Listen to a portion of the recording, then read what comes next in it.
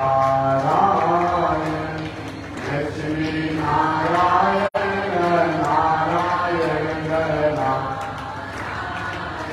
आग लगी आकाश में दर्शन लगे आकाश में दर्शन लगे संतन के जग में तो जलमल का संसार हो संतन होते जग में तो जलमल का श्रीमन नारायण नारायण नारायण श्रीमन नारायण नारायण लक्ष्मी नारायण नारायण नारायण लक्ष्मी नारायण नारायण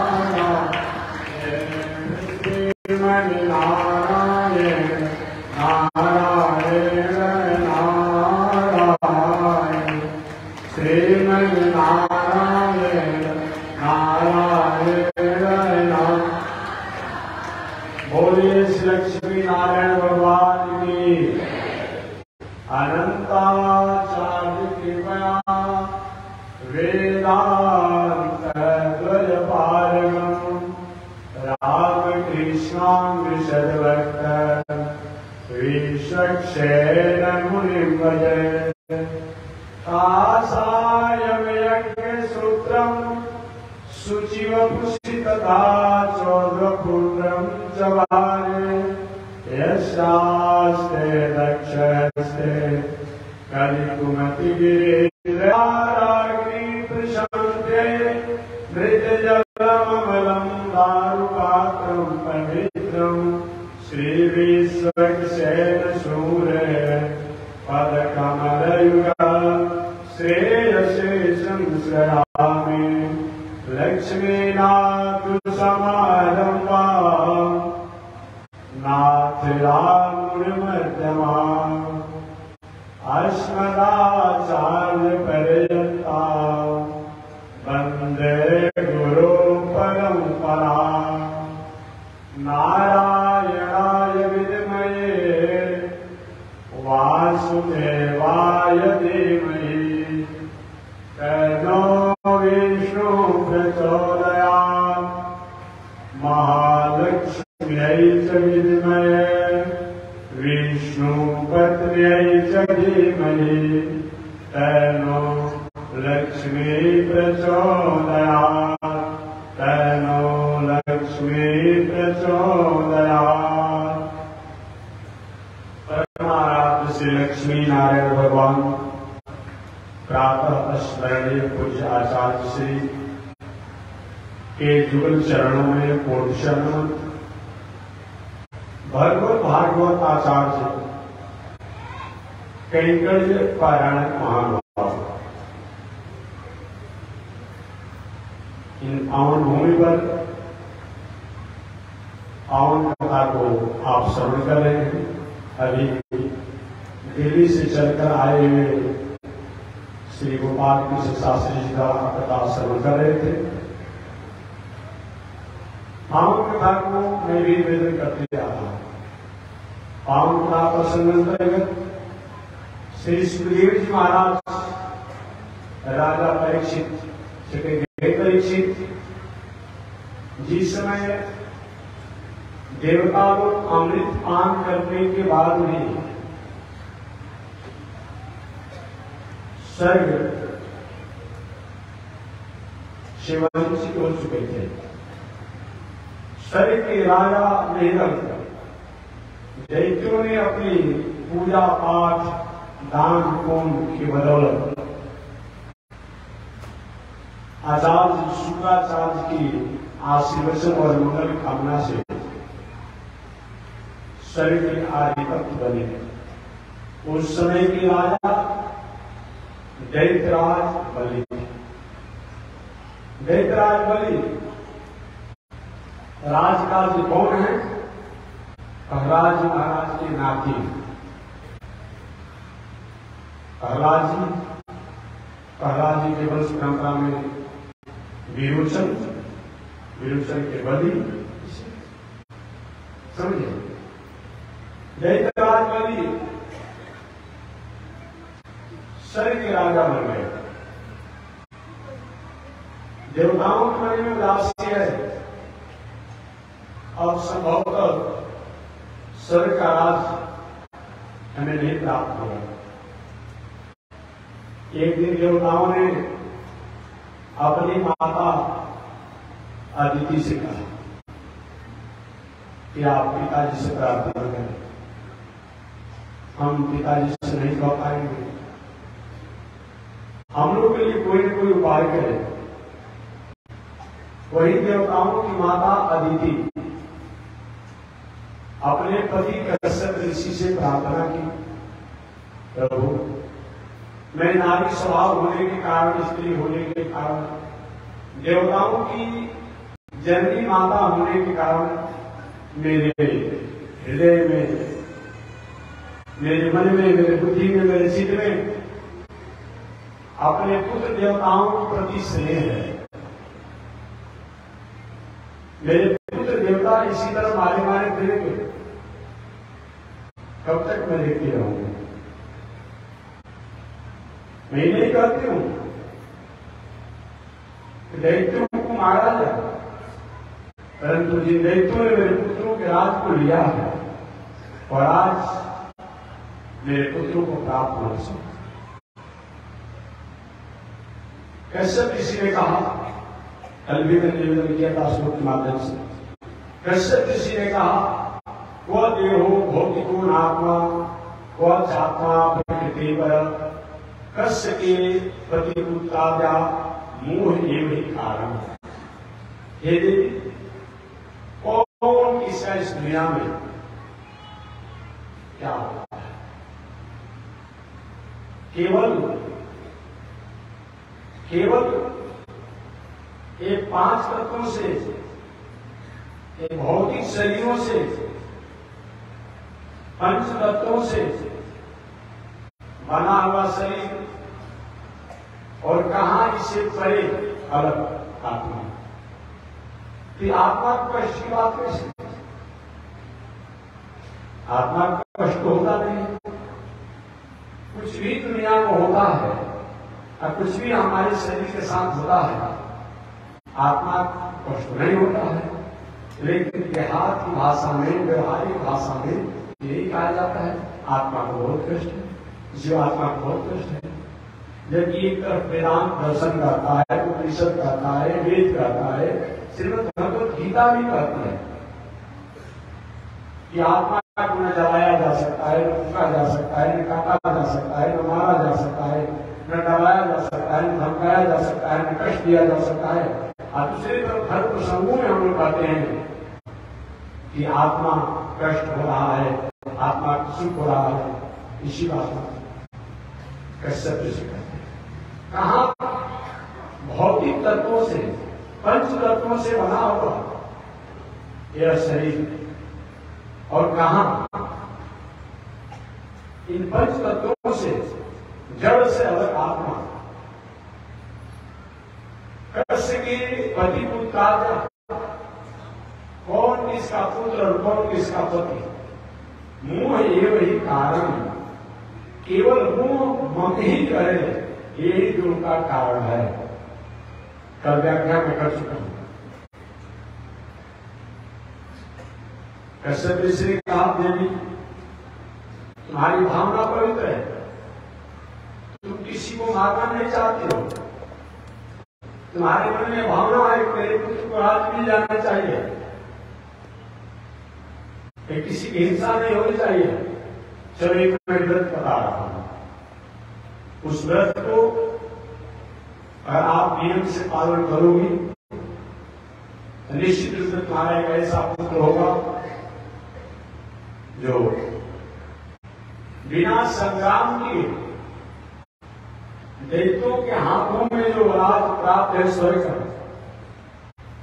वो अगत्या जो काम को हो जाएगा। उस व्रत का नाम है पयु व्रत, जो 12 दिनों का ही व्रत किया जाता है। 12 दिनों तक होने वाला यह व्रत है। माता अदिति ने कहा, प्रभु वह पयु व्रत कैसे किया जाता है, विधान क्या है, इसको आप विस्तार से बताओ। देखिए, एक बार कश्यप ऋषि ने अपनी छोटी पत्नी दीति को भी एक व्रत बताया था पुत्र होने के लिए, तो कथा में सुना चुका हूं। उसका नाम था पुंसवन व्रत। दीति ने उतर करके उस व्रत को पालन नहीं किया, और दीति के मन में देवताओं के अहित और अनिष्ट की भावना थी। दीति ने प्रार्थना किया कि मेरा ऐसा पुत्र होना चाहिए जो देवताओं को दमन करे, देवताओं को पलायन कर दिया। कभी भी आप भावना लेकर के, दुराग्रह बुद्धि लेकर के, दूसरे को नीचा दिखाने के लिए, पड़ोसी को नीचा दिखाने के लिए पूजा करेंगे, पाठ करेंगे, यज्ञ करेंगे, दान करेंगे, तीर्थ करेंगे, व्रत करेंगे, तो उसमें वो व्रत पूरा होने के बाद भी आपके चुप नहीं रहेगा, आपके काम का लायक नहीं रहेगा। दीदी ने संतान तो प्राप्त किया, लेकिन व्रत भंग होने के कारण दैत्यों के भाई, लेकिन दीदी के व्रत भंग होने के कारण वो दैत्यों के भाई होने के बावजूद भी देवताओं के मित्र बन गए। उन्हीं का नाम है पवनदेव, मरुतदेव। ये मरुतदेव दैत्यों के भाई हैं, दीति के पुत्र हैं, परंतु दैत्यों की माता ने व्रत तो किया पुत्र कामना से, देवताओं को दमन करने के लिए ईर्ष्या की भावना में, द्वेष की भावना में प्रणाम का हुआ कि दैत्य पुत्र होकर के भी मरुत देवता, जिनको वायु देवता भी कहते हैं, कि देवताओं के मित्र बन गए। इसी देवताओं में आगे होते हैं वायु प्रत्यक्ष देवता, इंद्र प्रत्यक्ष देवता, सूर्य प्रत्यक्ष देवता, चंद्रमा प्रत्यक्ष देवता, ये सब प्रत्यक्ष देवता कहे। यहां पर कश्यप ऋषि की बड़ी पत्नी अदिति यानी देवताओं की माता को दैत्यों को मारने की बात नहीं होती है। वो कहती है कि मेरे पुत्र का स्वर्ग का जो राज था वो प्रभु प्राप्त हो, इसलिए एक ऐसा मेरा पुत्र हो जिसके कारण, जिसके अपने वैभव ऐश्वर्य द्वारा, बुद्धि द्वारा, विवेक द्वारा मेरे पुत्र का राज प्राप्त हो।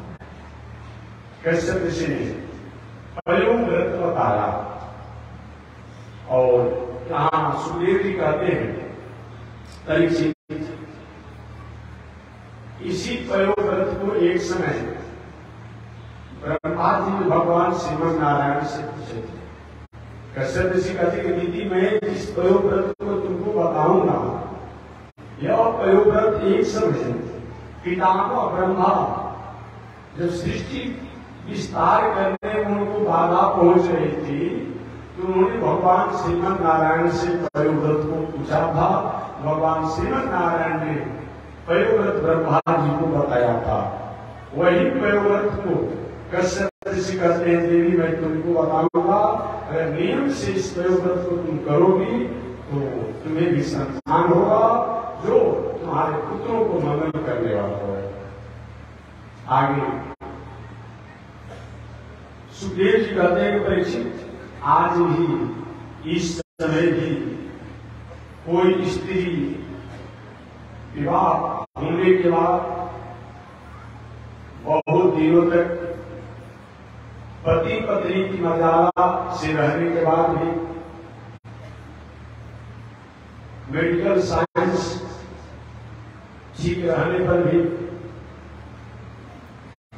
कोई संतान नहीं होता हो, या संतान हो करके गर्भ में गर्भस्राव हो जाता हो, या संतान जन्म लेने के बाद मृत्यु को प्राप्त कर जाता हो, इसको मृत्युवत्सात रोग कहा जाता है। जैसे कि कुछ बालक गर्भ में रहे, 2-4-6 महीना रहे, गर्भ में ही मर गया, या कोई बालक जन्म लेता है, जन्म लेने के बाद ही कुछ बाद मर जाता है, इसको मृत्युवत्सात रोग कहा जाता है। ऐसा अगर होता हो, या कोई व्यक्ति महाराज 100 रुपया कमाते हैं, 150 रुपया कर्ज हो जाता है, हमेशा कर्ज में उलझन में पड़ा रहता है, महाराज मुंह में आते आते अपना आप में बाहर चला जाता है। ऐसा बाबा होता है क्या जी? कहते तो हमें हमारा मन का हाल दूसरा व्यक्ति में क्या गिर गया, कहते हैं लोग अपना महाराज सोना छूते हैं तो क्या होता है? ऐसा होता है क्या? लोग कहते हैं कि सोना छूते हैं तो पूजा हो जाता है। इसका मतलब कहीं भी हाथ डालते हैं, खेती में, व्यापार में, नौकरी में, घाटा ही घाटा, घाटा ही घाटा, घाटा ही घाटा, इसी करने के सोना छूते हैं तो पूजा होता है। ऐसा भी जीवन में मनुष्य के साथ होता हो तो इस व्रत को किया जाए, इस व्रत को स्त्री पुरुष करें। यदि नहीं भी विवाह हुआ हो वो भी करेंगे अपनी कामनाओं को लेकर के, उनकी कामनाएं पूर्ण होती है, और जिनको संतान हमारा स्वस्थ, निर्मल, पवित्र, सदाचारी हो, इस कामना से लेकर के जो व्रत को करेगा उसका भी संतान अच्छा होता है। यह प्रयोग माता आती ने कश्यप ऋषि से पूछा, प्रभु ये बताइए प्रयोग कैसे किया जाता है, इसको करने का क्या तरीका है? मैं तो संक्षिप्त यहाँ बताऊंगा आपसे। भागवत महापुराण गीता प्रेस का, जो भागवत गीता प्रेस का किताब से भागवत महापुराण है, तो उसमें 8वें स्कंद में आप प्रयोग की विस्तार से विधान को पढ़ लीजिएगा। एक मैं संक्षिप्त निवेदन कर रहा हूं। कश्यप ऋषि कहते हैं कि हे देवी, प्रयोगव्रत करने वाले स्त्री पुरुष को चाहिए कि फाल्गुन मास के शुक्ल पक्ष में प्रतिपदा से द्वादशी तक यह व्रत करे। फाल्गुन मास के शुक्ल पक्ष जिसको आप कहते हैं, शुक्ल पक्ष की प्रतिपदा प्रथम दिन से द्वादशी तक यह व्रत करे।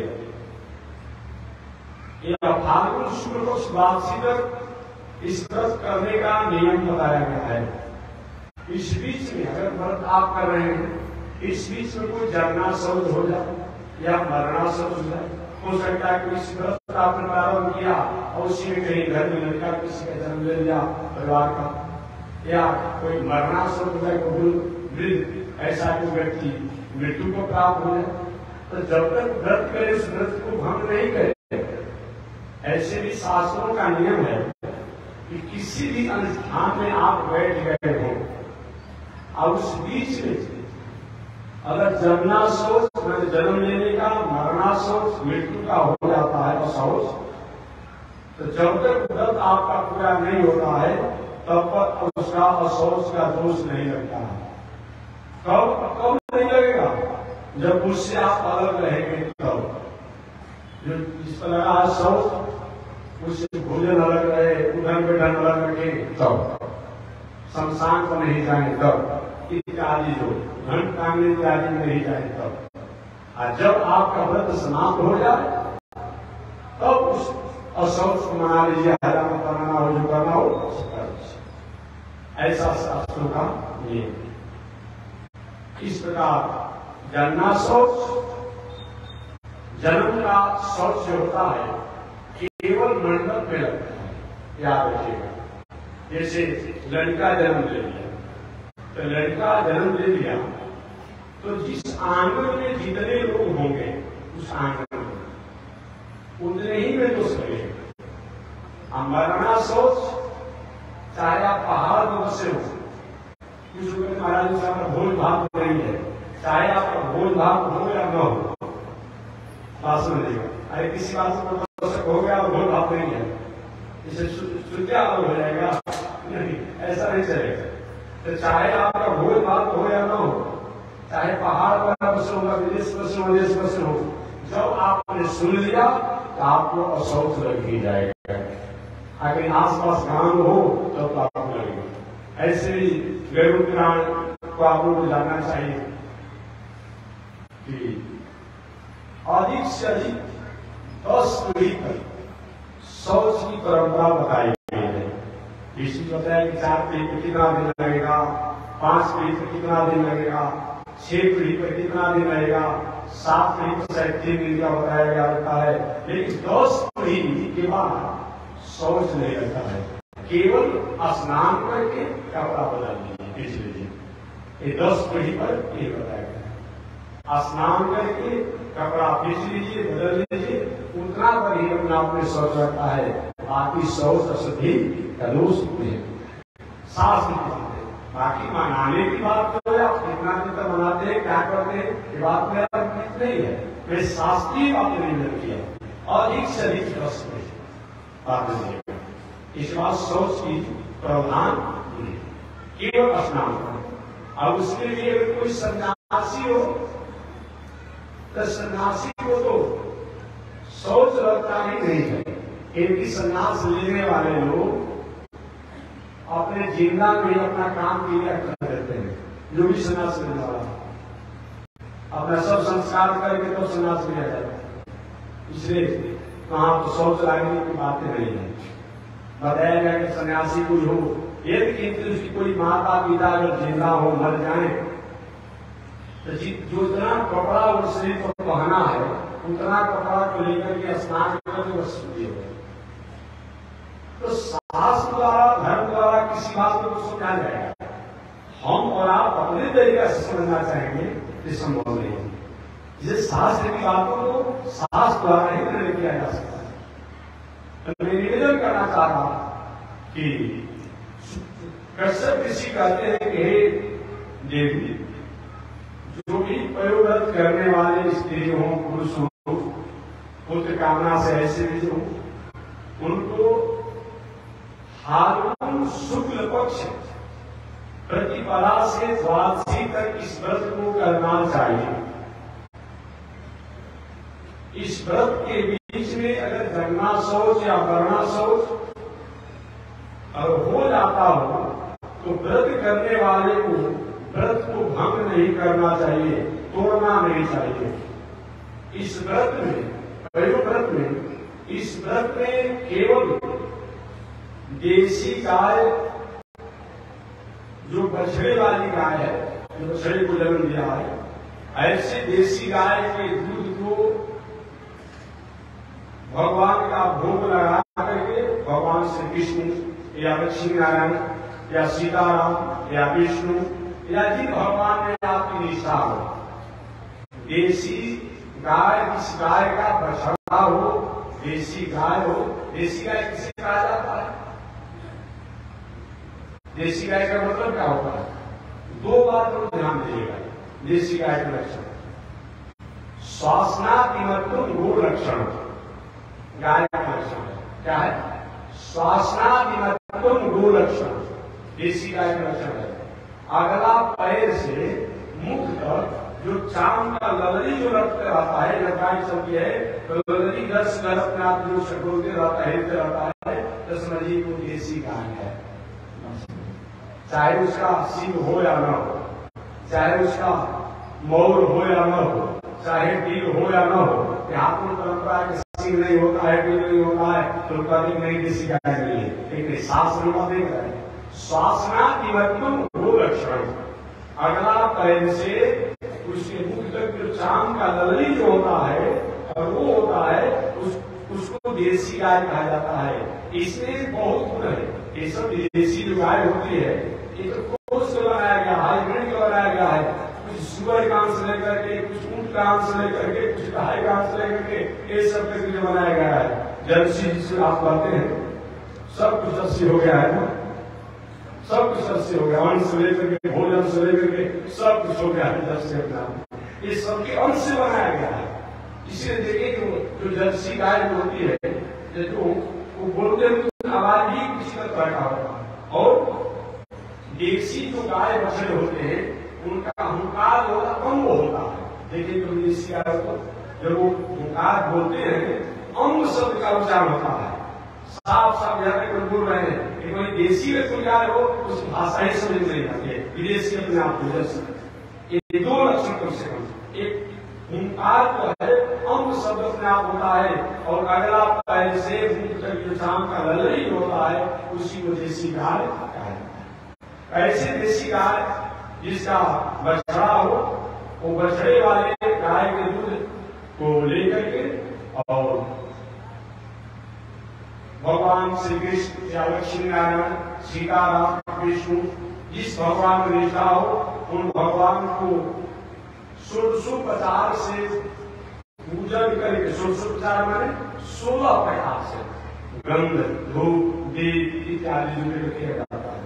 1650 से पूजन करते हुए तब उस दूध का भोग लगा करके आप पहले भगवान को उस भोग को हल्का सुसुम करके भोग लगा करके आप उसको या उसको खीर बना कर, दो बात बताया गया है, या तो खीर बना करके और तब वृद्ध बालक विद्वान को थोड़ा प्रसाद दे करके आप उसी को पान करें या केवल दूध पान करें।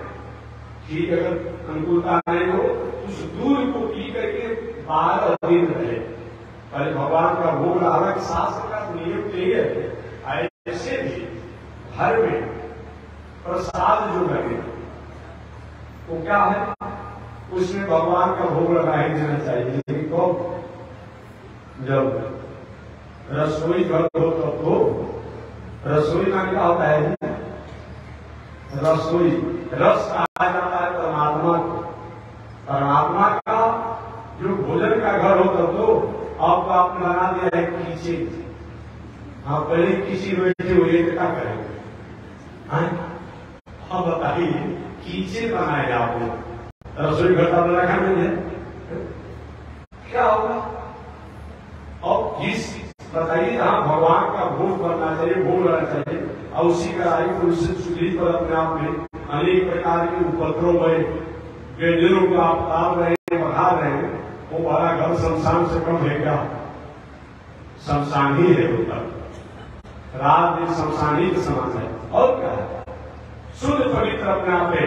पहले जमाने में जो खाते पीते थे इधर उधर, जहां तहाँ इधर उधर कहीं हो जाता, लेकिन और घर में लोग बना रहा है, ऐसा हो रहा है। आपने आप घर में साक्षात प्रेत का वास नहीं है, भले आप कुछ सुंदर घर बना लीजिए, डेंटिंग पेंटिंग कर लीजिए।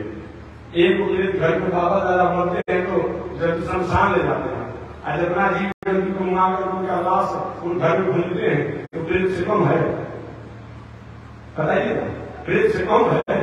इसलिए ऐसा घर ये जो हुआ पर उसको रसोई घर बनाइए, किचन मत बना दीजिए। शुभ पवित्र बताया गया भोग बना करके और रोज अपने आप में भोग लगाइए।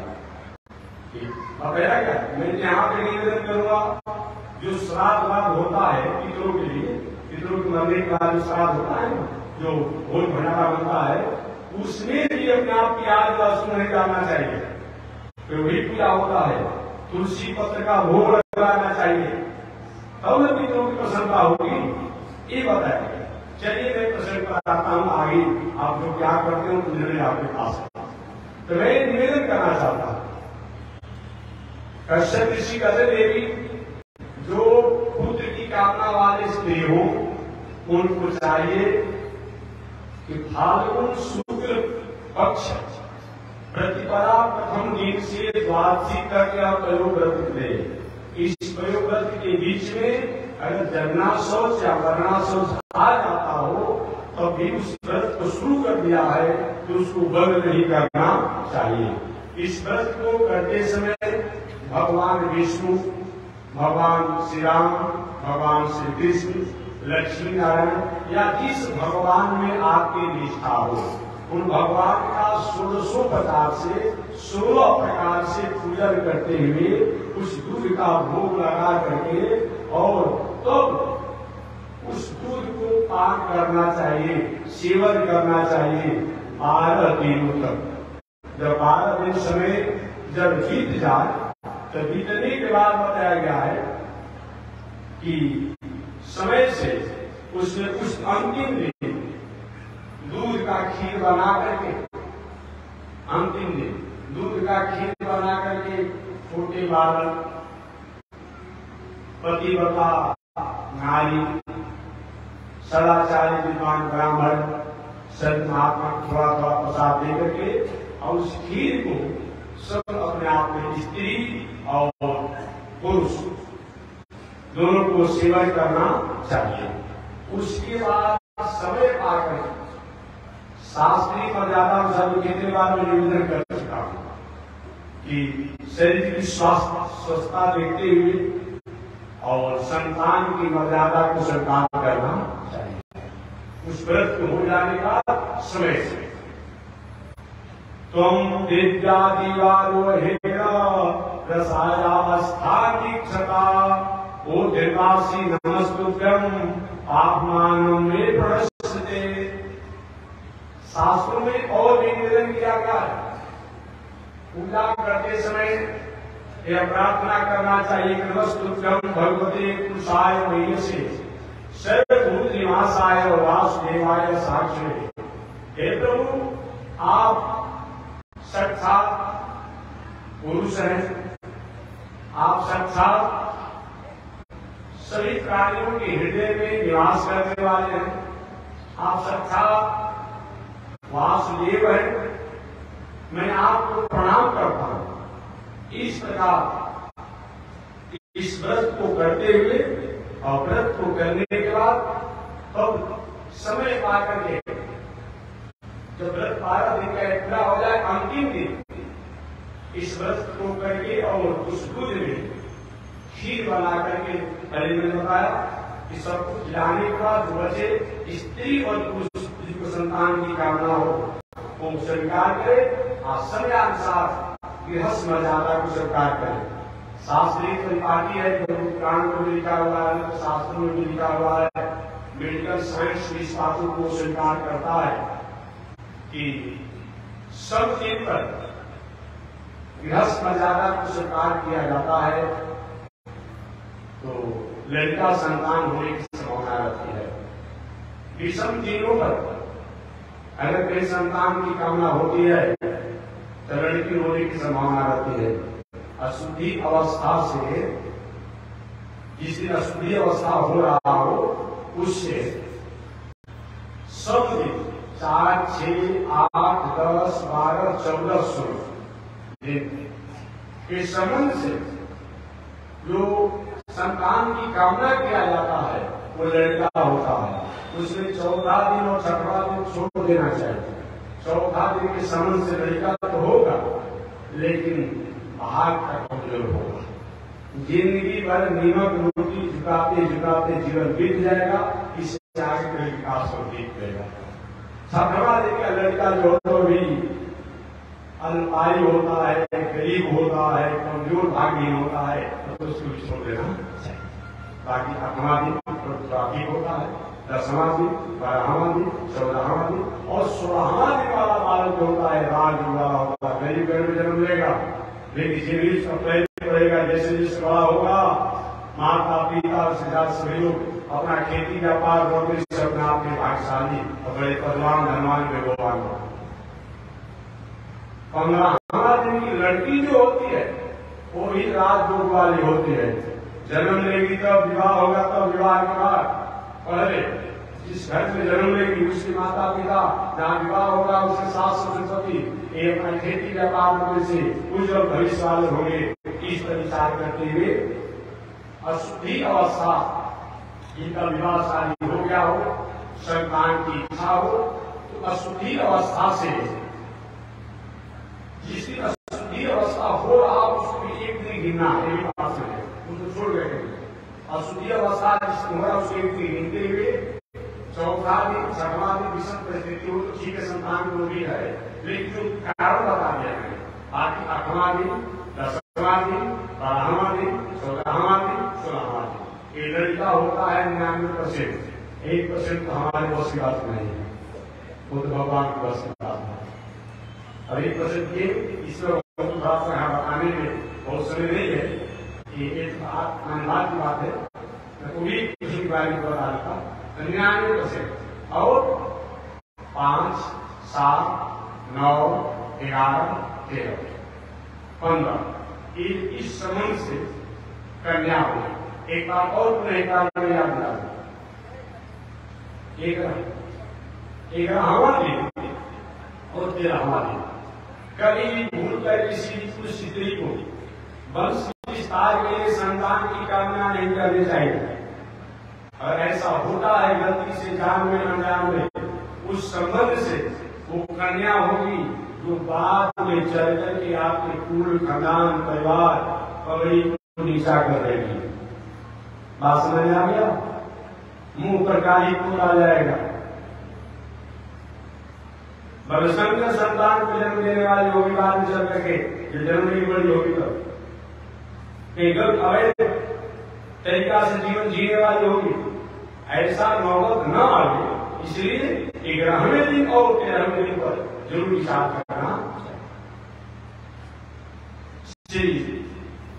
कश्यप ऋषि ने कहा कि इस तरह से स्त्री पुरुष को इस 12 दिनों तक प्रयोग करके स्त्री को रहना चाहिए, संभोग स्त्री पुरुष दोनों को रहना चाहिए।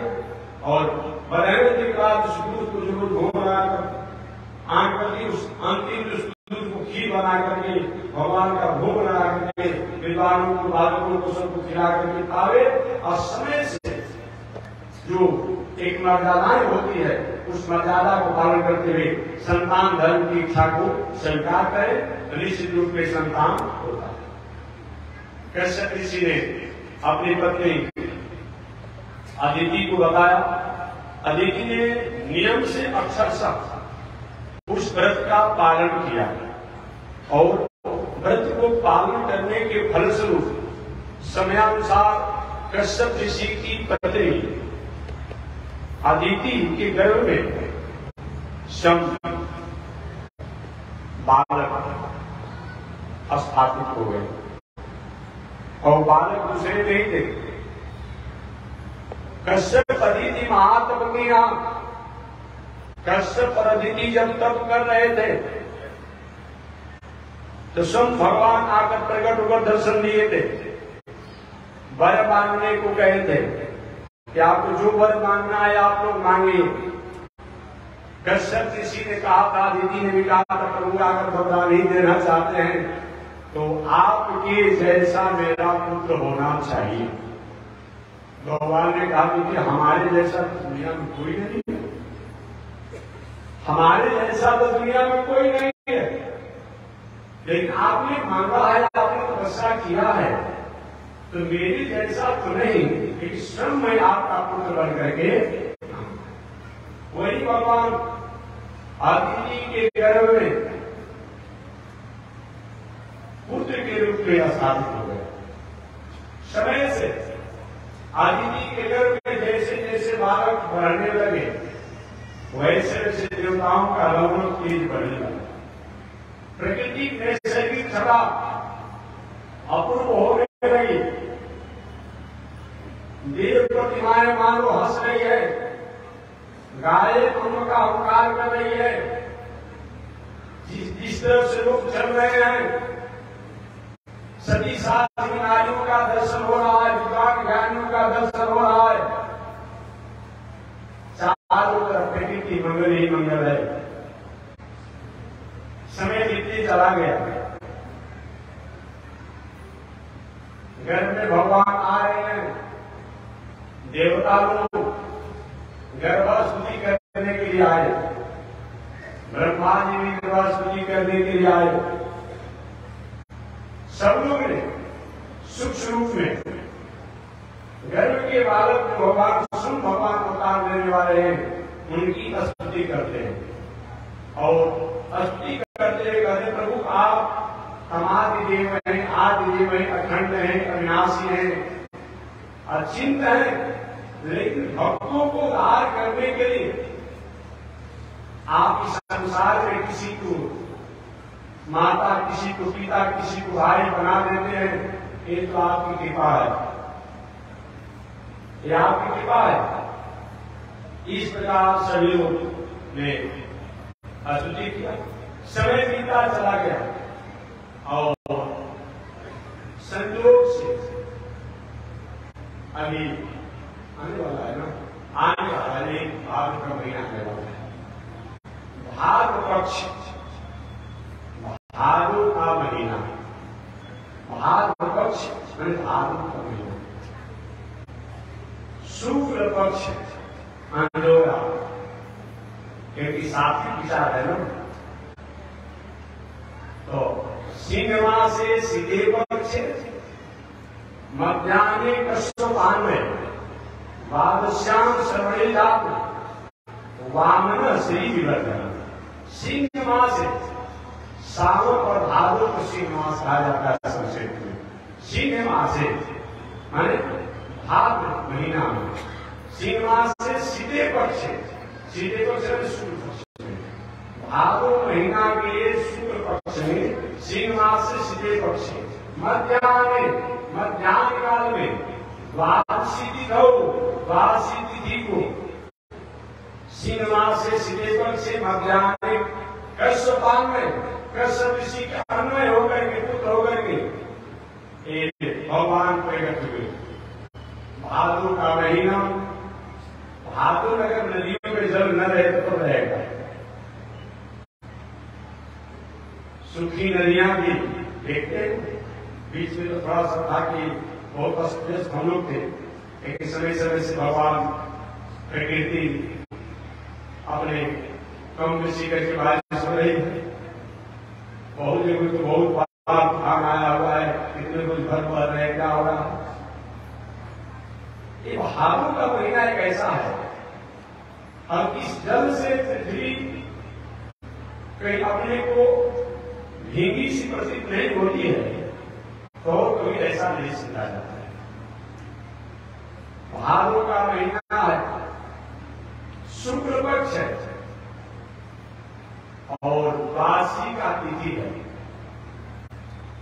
भगवान अपने तिथि में भी आए, शुक्ल पक्ष में आए, क्योंकि एकादशी के प्रधान देवता विष्णु है, द्वादशी के प्रधान देवता विष्णु है। राम जी और कृष्ण भगवान दूसरे का तिथि है, दूसरे का नक्षत्र ले लीजिए, बढ़ियारा आपको होता है तो दूसरे का सब कुछ मिलता है। राम और कृष्ण अवतार दोनों बढ़ियारे ले लिए हैं। राम जी भाई विष्णु को मानते हैं, एक का तिथि एकादशी और द्वादशी है, कृष्ण का तिथि एकादशी और द्वादशी है, लेकिन भगवान को है अष्टमी को है, और अष्टमी को आए जन्म तो लिया अष्टमी में, और लोग जाने नवमी में। महोत्सव को मनाया गया था, कारागार में महोत्सव मनाने का समय था नहीं, 12 बजे रात में अष्टमी को जन्म तो जरूरी है, लेकिन नवमी को उत्सव मनाया गया था। रोहिणी नक्षत्र था, अर्धरात्रि का समय था। राम जी भी नवमी में आए। एक बार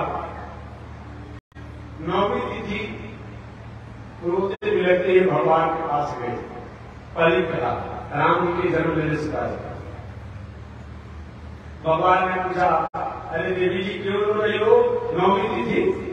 कि महाराज रोए तो नहीं तो क्या करें, जले हुए घोड़े पर आप नमक डाल रहे हैं, रोए नहीं तो क्या करें, क्या बात है बताओ। महाराज जितने विद्वान हैं, पंडित हैं, ज्ञानी हैं, ज्योतिष हैं, संत हैं, महात्मा हैं, सब लोग कहते हैं नवमी दैनिकता तिथि है, कोई काम नहीं करना है। नवमी दैनिकता तिथि है, कोई काम नहीं करना है। और बताइए वो कहाँ जाए, हमारे भी इतना बड़ा दोष था, आपने हमको बनाया ही क्यों? भगवान से प्रार्थना किया नवमी तिथि में। भगवान ने सुनो, जहां पर दीप होता है वही मैं पूजी करता हूँ, वही मैं रहता हूँ, चलो मैं तुम्हारे पूजी में आऊंगा। अब प्रसन्नता हो गया ना, आप लोग कब आएंगे और प्रतीक्षा करो, रामावतार में आते वही जो नवमी दीपता तिथि था, और उसी दिन भगवान प्रकट हो गए। अब उसके बाद से अपने आप में अब जो भी काम का कोई मुहूर्त नहीं हो, लेकिन 9वें दिन कर लीजिए, 9वीं को कर लीजिए। तो भगवान भक्तों को उद्धार करते हैं, प्राण करते हैं, इसलिए भगवान बोले को राम अवतार लेकिन यहाँ पर जो बावन ये भगवान को है, एक कहा है भादों का महीना, शुक्ल पक्ष, द्वादशी तिथि, मध्याह्न काल, मध्याह्न का समय है। कश्यप ऋषि के पुत्र के रूप में बावन भगवान प्रकट हुए। बिहार हो गया है, उसने भाई बिहार बक्सर क्षेत्र था ना, उसमें बक्सर क्षेत्र था अपना बिहार प्रदेश, भारत देश के बिहार प्रदेश के बक्सर जिला के बक्सर में बावन भगवान प्रकट हुए। बोले बावन भगवान के, ऐसे बावन भगवान प्रकट हुए। तमद्भुतम बालकयं मुजेक्षणं चतुर्भुजं संजगदायुधायुधं श्रीवत्सलक्ष्मणगलशोभिकौस्तुभं पीताम्बरं शान्तपयोधसौभगं महारवैदुर्जगिरीटिकुण्डलं तीर्थापरिसप्तसहस्रकुन्तलं मूर्त्यामकाञ्चनकङ्कणाद्भिः विलोचमानं वसुदेवमैच्छत। हे भगवान प्रकट हुए। कैसे है? तमद्भुतम बालक अंगुलेक्षणं, तम अद्भुतम, ये बालक अद्भुत है। तम अद्भुतम बालक अंगुलेक्षणं, ये अद्भुत बालक है। कैसे अद्भुत बालक है? वैकुंठ के रहने वाले हैं, वैकुंठ के मालिक हैं, पृथ्वी लोक पर आए हैं, इसलिए अद्भुत है। तम अद्भुतम बालक अंगुलेक्षणं। दूसरा अद्भुत क्या है? जन्म लिए हैं, चार भुजा में चारों हथियार रखे हुए हैं, इसीलिए अद्भुत है। अद्भुतम बालक अंगुलेक्षणं, इनका नेत्र कमल के नेत्रों के समान है, जन्म लिए हैं, पीताम्बर पहने हुए हैं। जो भी भगवान जन्म लेते हैं ना, पीताम्बर पहनते हैं, पीताम्बर पहने हुए हैं, पीताम्बर पहने हुए हैं। इतना नहीं बोल रहे हैं, पर ऐसा होता है आज के लड़का कहीं जन्म लिया, बोलने लगे, चलने लगे, तो घर में रखा जाएगा, घर से बाहर निकाल जाएगा, फिर कौन सा प्रकोप आ गया है। लेकिन जन्म लेते बोलने लगे, पीताम्बर पहने वैसे तो रूप है। ऐसे भगवान प्रकट हुए और प्रकट होते ही बावन भगवान देवता ने स्तुति की। कश्यप अदिति दोनों से माता जी मैं आ गया ना, मैं कहा मैं आपका पुत्र बन करके आऊंगा। माता अदिति ने कहा कि बेटा बनकर आया है कि बाप बनकर कह रहे हैं, यही बेटा का लक्षण है। अभी जन्म लिए और जन्म लेते आप बोल रहे हैं, इसे लंबा चौड़ा उदाहरण किए हुए, पितामह पहले हुए, ऐसे थोड़ा बेटा होता है। भगवान ने कहा बता दीजिए कैसे बेटा होना पड़ता है। अदिति माता ने कहा कि पहले बेटा जन्म लेता है तो सबसे पहले तो छोटा होता है, छोटा होता है, हथियार लेकर के नहीं जन्म लेता है, कपड़ा पहन कर जन्म नहीं लेता है, बोलता नहीं है, वो तो रोता है। आप जन्म लेते ही बोलना शुरू कर दिए। भगवान तब क्या किए? तमद्भुतम बालकं मुजेक्षणं चतुर्भुजं शंखचक्रायुधं श्रीवत्सलक्ष्मणं गलशोभिकौस्तुभं पीताम्बरं शान्तपयोधसौभगं महारवैदुर्जगिरीटिकुण्डलं तीर्थापरिसप्तसहस्रकुन्तलं उद्यामकाञ्चनकङ्कणाद्भिः विलोचमानं। वैसा जब हुआ भगवान की ठीक है, तो जैसा आप चाहते हैं वैसा मैं हो जाऊंगा। कैसा चाहते हैं? तो जैसे शिशु होता है उसी तरह का रूप बना लीजिए, वैसे हो जाइए। भगवान उसी से बालक रूप हो गए। उत्सव महोत्सव मनाया गया आज भी बक्सर में। बावन भगवान की जयंती पर पूरे बिहार वासी, उत्तर प्रदेश से लोग जाते, सूरत से लोग जाते होंगे, गंगा स्नान करते हैं और भगवान का ध्यान चिंतन करते हैं। बक्सर की अपने आप में बक्सर बक्सर में घूमते हैं, दर्शन करते हैं। आज भी ऐसा पड़ता है। एवं वार्षिक मेला भी लगता है, बहुत अपूर्व मेला लगता है। सबसे बड़ी थोड़ी सी अभी उदासी हमारे केंद्र सरकार का भी है, प्रदेश सरकार का भी है। राम जी तो अयोध्या में विराजमान हो गए, कृष्ण भगवान भी ब्रज और मथुरा की शोभा को बढ़ा ही रहे हैं। आप भगवान को न जाने सरकार के वैसी उदासी की हुई है, उनको भी वहां अच्छी प्रकार से व्यवस्था सरकार को, केंद्र सरकार, प्रदेश सरकार को करनी चाहिए। क्योंकि सतयुग के अवतार के भगवान है, सात्विक अवतार है। ऐसे वाम भगवान को ही अपने आप में जिस प्रकार से सरकार की गरिमा है, सरकार की मर्यादा है, उस अनुरूप में सरकार वहां पर थोड़ी सी अपनी ख्याल नहीं रख पा रही है। जबकि चाहिए उनको वहां अपनी उदासी को हटा करके और वाम भगवान को ठीक राम जी और कृष्ण के समान ही उनको स्थान देना ही चाहिए। वाम भगवान बक्सर में प्रकट हुए, आज भी मेला लगता है। सभी देवता लोग आशीर्वचन मंगल कामना करने के लिए आए। ब्रह्मा जी श्री में तो कोई बाकी नहीं रहा। इसीलिए मैं कहता हूं कि सभी देवताओं की जन्मभूमि बक्सर है। अयोध्या भगवान की जन्मभूमि है, लेकिन बक्सर भगवान की जन्मभूमि, एक भगवान की गुरु स्थली भी है, देवताओं की जन्मभूमि भी है। समझिएगा, राम जी की गुरु स्थली है, वाम भगवान की जन्मस्थली है, देवताओं की जन्मभूमि है, और दैत्यों की जन्मभूमि हुई है।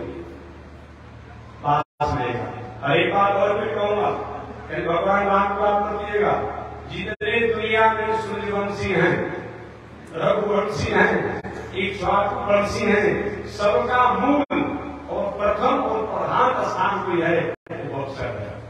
अरे कश्यप ऋषि के पुत्र जब सूर्यदेव है, और जो सूर्यवंशी से ही रघुवंशी हुए, इक्ष्वाकुवंशी हुए, तो हुआ नहीं हो सकता। इसीलिए सबका अपना स्थान है। ऐसे बक्सर में हमारे वामन भगवान प्रकट हुए। बोलिए वामन भगवान के। वामन भगवान जब प्रकट हुए तो दिन दूना रात चौगुना खुशी समय में होनहार निर्वाण की होते चिकने जन्म संस्कार का समय आया। अष्टवर्षम ब्राह्मण उपनयितर एकादशी राजनम बाल से वैश्य। जरीब संस्कार है क्या? जरीब संस्कार क्या है? क्या धागा रुका करना है? नहीं, ये प्रतीक है, ये सिंबल है, ये सूचक है। जैसे राष्ट्र का सूचक हमारे भारत देश का सूचक तिरंगा है, चक्र है, उसी प्रकार से ये जनेऊ जो है, ये क्या है कि दुनिया में जो भी धर्म शास्त्र हैं, वेद उपनिषद इतिहास पुराण है, मंत्र है, वाक्य है, सदवाक्य है, उनको मैं आज सबके कंधे पर धारण करता हूँ। और आप इसके अनुसार मैं जीवन यापन करूंगा, आचरण से रहूंगा। इसी के लिए जन्म संस्कार होता, इसीलिए होते। और भगवान की जन्म संस्कार के बाद सबको निमंत्रण दिया गया, सबको निमंत्रण दिया गया, सब लोग आए और जनेऊ संस्कार प्रारंभ। जनेऊ संस्कार में सब लोगों ने अलग अलग भेंट दिया। बृहस्पति देव ने जनेऊ को संस्कार कराया। बृहस्पति देवताओं के पुरोहित थे, उन्होंने जनेऊ को भी संस्कार कराया। गायत्री मंत्र को सविता ने वामन भगवान को दिए। इसमें बात हो जाएगा, गायत्री मंत्र में सविता देवता का वर्णन है, ये बात समझ लीजिएगा। सविता देवता ने गायत्री मंत्र को दिया। और भी लोगों ने, कश्यप ऋषि पिताजी है, उन्होंने कमर में बिखरा बांध दिया। पृथ्वी माता ने आसन दिया निरीक्षण। देखिए, एक व्यक्ति से पूछा था कि महात्मा जी, आप लोग पैगंबर के निरीक्षण की बात करते हैं या सिंह की बात करते हैं, क्या हिंसा नहीं है? हमसे पूछा था। मैंने निवेदन किया, देखिए हिंसा करके इन चरमों को लेने की बात नहीं बताई गई है। बात सुनिए, एक जीव कहीं पर जाते हैं किसी रूप से किसी कारण से, तो उनके चाकू को आसन बनाने की बात बताई गई है। ये बात नहीं बताया कि मार करके उनके चाकू को और आज का व्यवसाय नहीं चल रहा है, इस बात नहीं है। मर जाते हैं जैसे पहले के जमाने में पशु मर जाते थे तो उनके चाकू को जूता बनता। इसका मतलब ये नहीं कि अपना पशुओं को मार कर जूता बना के उठाना, ये बात नहीं। तो मैं निवेदन करना चाह रहा था, ऐसी छोटी छोटी बातों को प्रश्न करने से पहले आप समझिए कि कोई भी हमारे भारतीय दर्शन में हिंसा करके कोई धर्म करने की बात नहीं बताई गई, उसको समझना पड़ेगा। ये हमारा से तो हमारे पृथ्वी माता ने जन्म दिया आश्रम के लिए, चंद्रमा ने ब्रह्मदंड दिया, कौन भगवान को ब्रह्मदंड दिया, और माता अदिति ने समुद्र की पहरा दिया, बेटा है उनकी। आकाश के अभिमानी देवता ने उनको क्षत्रिय छत्र दे दिया। धनाध्यक्ष सूर्य जी ने दीक्षा के पात्र दे दिया, और पार्वती जी भी वहां पर पहुंची थी, भगवान शंकर जी भी गए थे। पार्वती जी ने बावन भगवान को दीक्षा दे दिया। कैसे जन्म होता है लोगों का, माताएं अलग अलग जगह से आती है दीक्षा देती है, पार्वती जी ने दीक्षा दिया। इस प्रकार बहुत से भेद बावन भगवान को प्राप्त हुआ। आज भी परंपरा है 3 बार भिक्षा मांगने की, एक भिक्षा पुरोहित जी के, एक भिक्षा गुरु जी के, एक भिक्षा से माता लेती है ना, माता जी को होता है जिससे समय नहीं हुआ। और क्या हुआ, ये भी बृहस्पति पुरोहित जी की भिक्षा लेकर अपने आप में गए बावन भगवान। बृहस्पति जी के कितनी भिक्षा से काम नहीं चलेगी, ऐसी दक्षिणा से काम नहीं चलेगी। महाराज और मांग लीजिए, लेकिन नहीं, पहले आप वचन दीजिए कि हम जो मांगेंगे दक्षिणा आप देंगे, तब हम दक्षिणा मांगेंगे। ठीक है महाराज, मांगिए। तो बृहस्पति जी महाराज ने कहा कि हमारे जजमान ये देवता लोग, आपके बड़े भाई ये देवता लोग मारे फिर रहे ईश्वर के राजा में, इनके राज को प्रहलाद जी के वंशज दैत्यराज बलि अपने जब तब सावधान उनके कारण सब छीन लिए हैं। देवता असहाय हो गए हैं। मैं झगड़ा करने की बात नहीं करता हूँ, विवाद करने की बात नहीं करता हूँ, लेकिन जब देवताओं का राज है, देवताओं का अधिकार है, देवताओं की संपत्ति है, तो देवताओं को होना चाहिए। महाराज कोई भिक्षा में आप दैत्यराज बलि से 3 पग भूमि पर मांगिएगा, और 3 पग भूमि के माध्यम से कई लोग को नाप लीजिएगा, ये भिक्षा दीजिए, तो वचन दे चुके।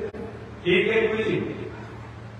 वही बृहस्पति जी की आज्ञा पा करके और राम भगवान पैर में खड़ा है, छठी लिए हुए है, ऊपर से छाता, कमंडल भी है, दीक्षा पात्र भी है, दंड भी है, आसन भी है, बटुआ के समान सुंदर गोला मुंह है, छोटे छोटे पांव है, छोटे छोटे हाथ है, और जा रहे हैं।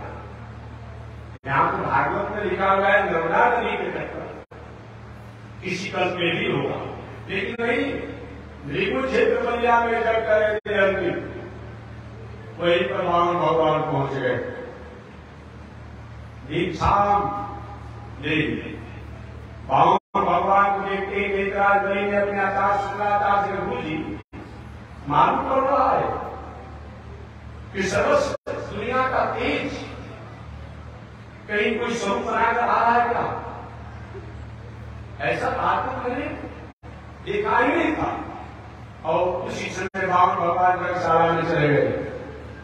जो भी जग करने वाले विद्वान थे, सब लोग की आहुति अपने आप को गए, सब लोग भगवान की तरफ चली गई।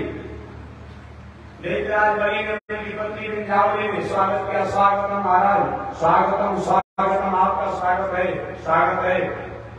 आगे दैत्यराज बलि महाराज कैसे आगमन हुआ, कहां से आगमन हुआ? पावन भगवान ने कहा हम ब्रह्मचारी है, रमता जोगी पापा अपने आप उनके फिरते रहते हैं, ये चुप है। महाराज आ गया हो हमारे लिए क्या लेना देना है, किसके लिए लेना देना है? मांगे तो किसके लिए मांगे, रखे तो कहां रखे, कोई ठिकाना नहीं है। किसके लिए मांग रहा है? महाराज चिंता मत करे, मैं अपने पुरोहित लोग से ब्राह्मण की कन्याओं से विवाह करा दूंगा, बाल बच्चे हो जाएंगे, एक दो कस्बा दे दूंगा, जिला दे दूंगा, हमारा नाम ही नहीं मांग रहा है। एक नहीं हमारी इच्छा नहीं विवाह करेंगे, क्यों नहीं इच्छा विवाह करेंगे, नहीं विवाह नहीं करना चाहते तो क्या चाहते हैं? हमने हमारी कृपा पर आग्रह किया तो हम कहीं पूजा पाठ करने के लिए बैठते हैं, खेत का जमीन कमारी करते, हमारा खेत खाली जुटना होना और हमारे स्थान बुरा रह जाती है। तो मैं चाहता हूं हमको भूमि चाहिए, आप बहुत नहीं चाहिए, मात्र 3 पग भूमि चाहिए। 3 पग में क्या करेंगे? महाराज एक पग में अपना आसन लगाएंगे, बैठेंगे, एक पग में अपना पूजा के पात्र रखेंगे, एक पग अपना भवन इत्यादि पूजा की सामग्री को पूर्ण करेगा, और क्या चाहिए? देवराज ने कहे ब्रह्मचारी जी, जब 3 पग ही भूमि लेना था हमारे पास नहीं कर सकते, हमारा मुंशी मंदिर के विचार ही दे देता, नहीं देना लेना है तो दीजिए, नहीं देना तो मैं चला अपना काम। शुक्राचार्य ऐसा सराहत करने वाला ब्राह्मण है, ध्यान रखिए शुक्राचार्य जो साक्षात विष्णु है, देवताओं के छोटे भाई बनकर जन्म लिए हुए, ये सब लेने के लिए आए हुए, कारण महाराज साक्षात विष्णु है, सब कुछ धन संपत्ति सोना चांदी दे दीजिएगा, लेकिन भूमि मत दीजिएगा तो बहुत बड़ा घटना घट जाएगी। ये बात तो कई बार बड़े जो सुना का गुरु जी, हम वचन के ऊपर सोचकर क्या होगा? हमने कहा जो मांगी समझ दूंगा, अब मैं बता तो संकट जाऊंगा। शुक्राचार्य ने कहा जयमान सुनो, कहां कहां पर झूठ बोलने का दोष नहीं लगता है, झूठ मत बोलिएगा, हम कथा सुनाते, कहां कहां पर दोष नहीं लगता है, ये शुक्राचार्य ने कहा। शुक्राचार्य ने कहा कि अगर कोई स्त्री सुविवाहे विद्यर्थे प्राण संकटे गो ब्राह्मण आदे हिंसाया नानित स्याजुषितम, परिवार समाज की भलाई करने हेतु, परिवार समाज की भलाई करने हेतु अगर थोड़ी सी हमको 19-20 ऊंच गो देने से घर परिवार समाज की रक्षा हो जा रही हो तो थोड़ा सा एक बार हमेशा नहीं 19-20 बोल लीजिएगा।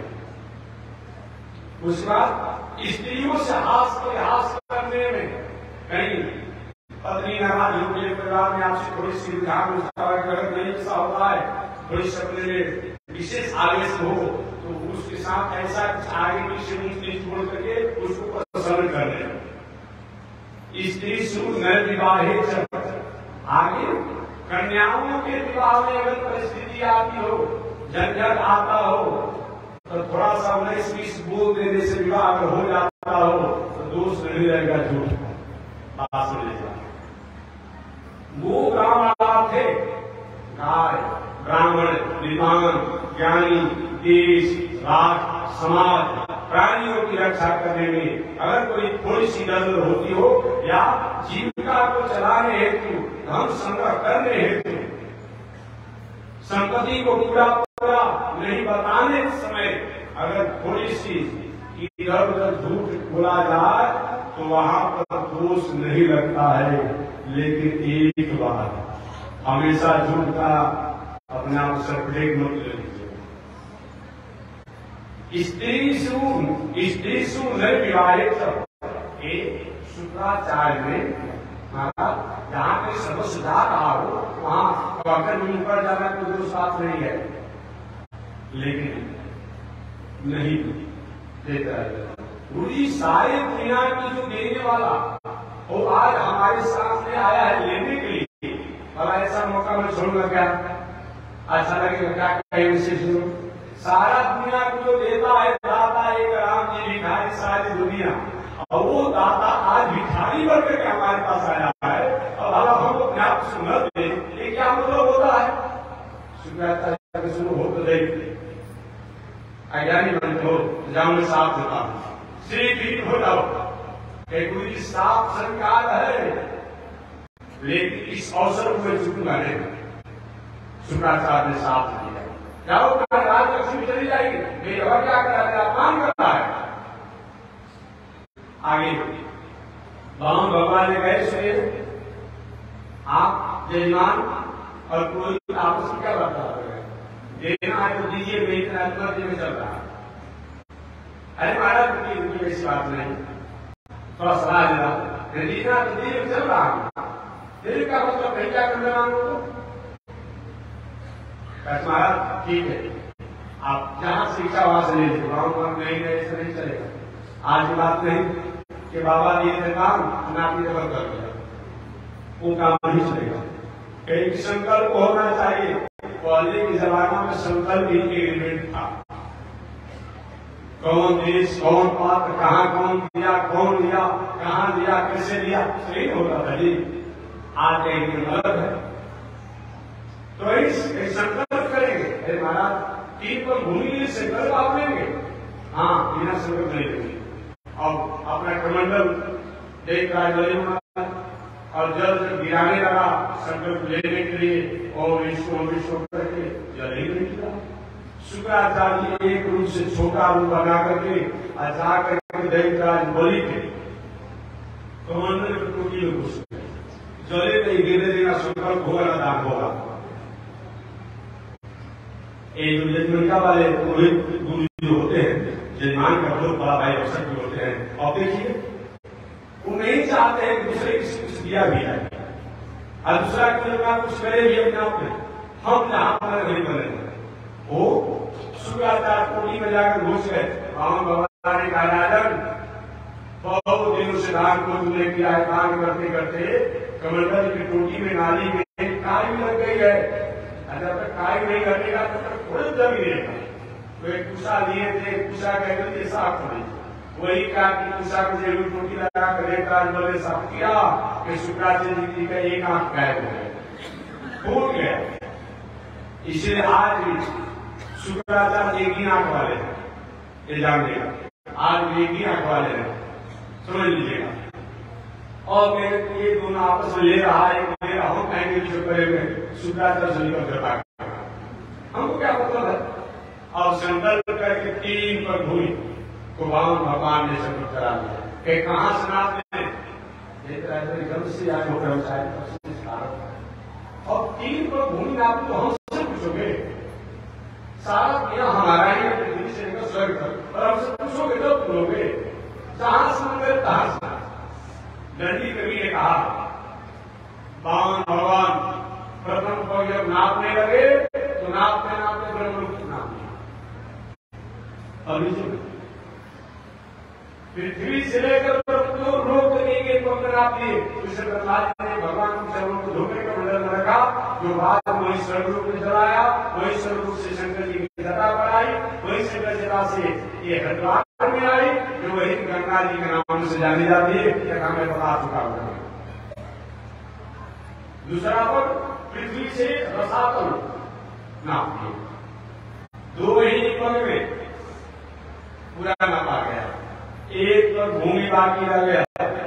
बावन भगवान ने देखी भाई 3 पर भूमि आपने संकल्प किया था और 2 पर भूमि पूरा हुआ, 1 पर भूमि दान दीजिए, अन्यथा जो कह करके दान अब पूरा नहीं करता है वो व्यक्ति नरक में जाता है। सदत्तांबा परिदत्तांबा ब्रह्मवेदी सहस्त्राणी विष्टायाम जायते गिरी, अपना दिया हुआ हो या दूसरे का दिया हुआ हो, जो दान दे करके और वस्तु को हड़प लेता है अपने पास रख देता है, वो मर करके नरक में जाता है 60,000 वर्षों तक, 60,000 वर्षों तक नरक में जाता है, अपने खाना का तीन ही बनता है। दीजिए आपने 3 पर भूमि डाला, 2 पर जुड़ा हुआ है, कोशिश रहे भगवान ने एक स्वरूप से अपने गुरु जी को आज्ञा दी और दैत्यराज बलि को नाग पास में बांध दिया, बांध दो इसको, भागे मत। एक पर भूमिका सारे दैत्य संग्राम करने के लिए तैयार हुए।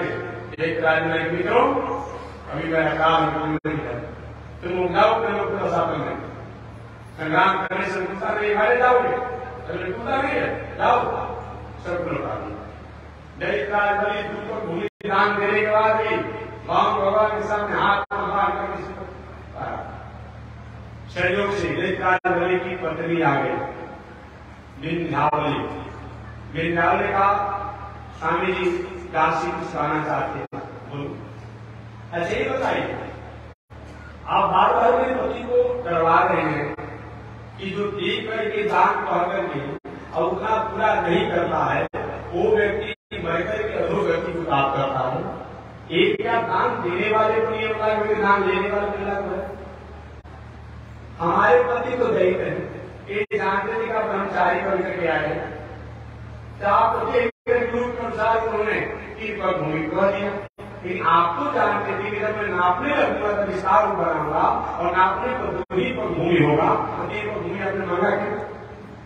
जब आप जानते थे कि दूसरे पर हमारे नाप से भूमि होगा तो आपने तीन पर मांगा क्यों? तो जो व्यक्ति किसी की औकात को जान करके उससे अधिक अगर मांगता है उसकी कौन सी गति होती है? भगवान तो चुप लगा गए। और क्या हो रही है? चुप लगा गए, नहीं हमारा जवाब देना पड़ेगा। एक सुनो, तुम्हारी बातों को स्वीकार करता हूं, अंत में दैत्यराज बोलने का मार्ग छोड़िए, मेरी पत्नी की बात छोड़िए, आप एक भूमि चाहिए ना, ये बताइए। भूमि बड़ा होता है, भूमि के बाद मालिक बड़ा होता है, भगवान भगवान की भूमि का मालिक बड़ा होता है। तो दैत्यराज बोलने का अभी भूमि पे आपने नापा है, ये भूमि का मालिक मैं हूं, ये शरीर भी पंचतत्व से बना हुआ है, इसमें पृथ्वी का तत्व है, तो हमारे शरीर को नाप करके प्रतिष्ठा को पूरा करेंगे। लेकिन शर्त है जैसा रूप बना करके आप आए थे उसी रूप से नापिए। वही छोटे रूप बना करके भगवान तीसरा पवित्र है, दैत्यराज बलि के सिर से लेकर गर्दन तक नापने में खुशी मिल होगा। ऐसा के भाग्यशाली हो नाप लिए, नापने के बाद तब दैत्यराज बलि की पत्नी का महाराज मेरे प्रश्नों में जवाब आपने नहीं दिया। भगवान ने कहा देखो मैं देवताओं को वचन दिया था, बृहस्पति जी को मैंने वचन दिया था, अपनी माता अदिति को मैंने वचन दिया था कि मैं देवताओं के साथ दैत्यराज बलि श्रीकृष्ण तुम्हें लौटा दूंगा, तभी मैं स्वर्ग का राजा देवताओं को बना रहा हूं। मैं वचन देता हूं कि 8वां मनवंतर आएगा, कोई दूसरे देवराज इंद्र की गद्दी पर होगा, उससे हटा करके और आप दैत्यराज बलि को बैठा देंगे। अभी आप रसातल लोक में जाकर के अपना निजी रूप जो है वहीं पर आप निवास करेंगे। वही दैत्यराज बलि रसातल लोक में जाकर के आज के कभी है जब 8वां मनवंतर आएगा, दैत्यराज बलि को वहां का राजा बना दिया जाएगा और पहले का देवराज हो गए वहां से हटा दिया जाएगा। अभी 17वां मनवंतर चल रहा है, विंध्यावली का प्रभु ने तो बात ठीक है, लेकिन मेरे बच्चों का क्या होगा? मेरे बच्चों का क्या होगा मैंने तो पूछा था। आगे बहुत ठीक है, इसके बजाय मुझे जो मांगना सुना दो। तो दैत्यराज बलि का प्रभु ने यही चाहता हूं कि जैसा रूप बनाकर के आप आए ब्रह्मचारी रूप में, वो हमेशा हमको दर्शन देते रहे। मैं रसातल में तो जा रहा हूं, लेकिन आप वहां हमको दर्शन देते रहे। भगवान ने कहा तो कहीं नहीं चाहते तुम्हारा दरबार न बन जाए, तभी होगा। जब भी तुम आओगे जाओगे तो उसका खड़ा रहूंगा, दर्शन देते रहूंगा। महाराज मैं दरबार नहीं कर रहा, एक मुझे दर्शन चाहिए। वही एक स्वरूप से बावन भगवान दैत्यराज बलि के रसातल लोक में छत्री लेकर के डंडा लेकर हमेशा रहते हैं। नित्य द्वार बलि के द्वारे बावन रूप खड़े, बावन रूप में रहते हैं। एक स्वरूप से रात लेकर के बृहस्पति जी को सौंप दिए और देवताओं को स्वर्ग प्राप्त, इस तरीका से स्वर्ग प्राप्त की।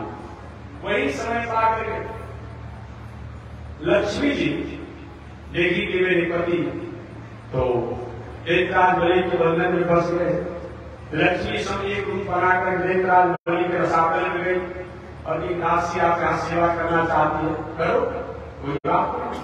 जब करने लगी तभी तो समय जी गया। सावन का जो पूर्णिमा आया तो लक्ष्मी जी देवराज बलि के हाथ में धागा बांधी, सूता बांधी, रक्षा बांधी का रक्षा बांधी सूत होता है तो राखी बना रहा है ना, वही रक्षा बांधने के बाद देवराज बलि का इस बदला में तुम कुछ ले लो कि भैया इस बदला में यही दे दी कि मेरे पति जो आपके दरबार बने हुए उनको मुक्त कर दीजिए, ये मेरे स्वामी है, भला आपकी बहन का पति और आप नौकर बनते रहे, आपका अच्छा लगेगा। वही महालक्ष्मी ने देवराज बलि से बावन भगवान को मुक्त किया। इस तरह से बावन भगवान की पावन घाट को मैंने निवेदन किया। श्री सुखदेव जी ने कहा परीक्षित, वही बावन भगवान की माता अदिति ने व्रत को करके और बावन भगवान को स्वीकार किया। बोलिए बावन भगवान की।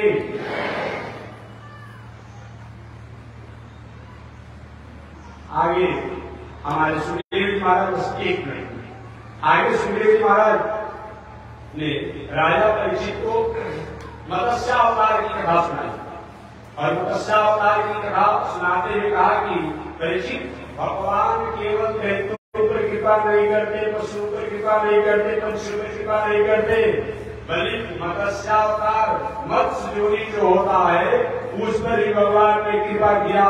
महाराज ये कैसे हुआ? तो इन श्राद्ध वैवस्वत मनु जो सूर्य के बड़े पुत्र हैं, उनके मन में एक बार इच्छा हो गई महाप्रलय को देखने के लिए। महाप्रलय आया नहीं था, लेकिन महाप्रलय को देखने की इच्छा हुआ। भगवान ने कहा ठीक है, हम समय में अपने आप में एक बहुत बड़ा आदि तूफान आएगी और उस सारा दुनिया जलमग्न हो जाएगा, उसमें नौका पर रहना और मेरे सिंह जो होगी मछली जो उतार पर उसी में जो नौका को पार करके और महाप्रलय की घटना को देखना। वही मत्स्यावतार परमात्मा मेरे सत्य व्रत श्राद्ध वैवस्वत मनु जो सूर्य के बड़े पुत्र हैं उनको महाप्रलय का दर्शन कराया और मत्स्यावतार के स्वरूप का अपने आप की विशेषता बताई।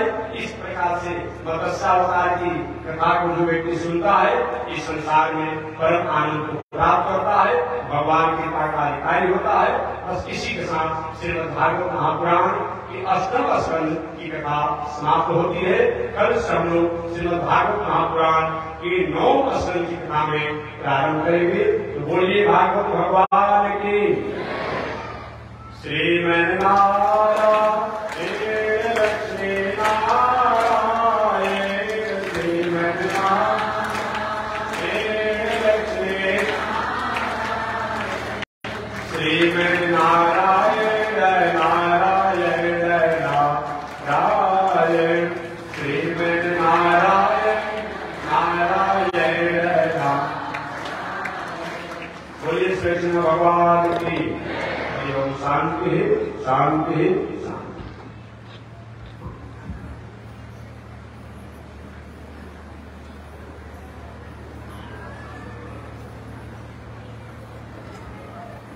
ओम चंद्रमा मनसो जागृतो सूर्यो अजायत श्रोत्रा वायुषप्राण सुखादिरजायत श्रीसुते लक्ष्मी शिवज्ञानहोरात्रे आश्चर्यसत्कानि रूपमस्मिन् व्याप्तं ईश्वरीकाला मोमयीकाला सर्वलोकं नयीकाला।